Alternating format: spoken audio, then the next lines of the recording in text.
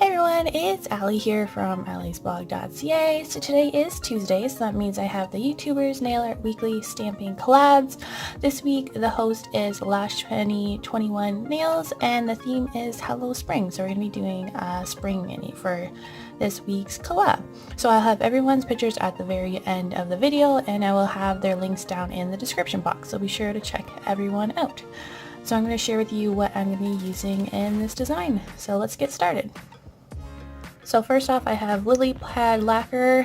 This is an Australian polish. This is Ebates. This is for the PPU February 2019, so that's polish pickup. I love this. It's gorgeous. So that's currently what I have on my nails, 2 coats.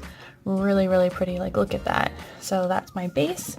And I'm going to use Born Pretty Store. I think this is in Fire Silver Stamping Polish.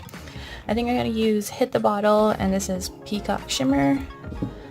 Born Pretty Store, this is Warm Tea Series, and this is Summer Mints. And I might use this Born Pretty Store stamping polish as well, we'll see. And then the stamping plate I'm going to be using is the Born Pretty Store Overprint. This is L002. So we're going to go ahead and get straight into the video.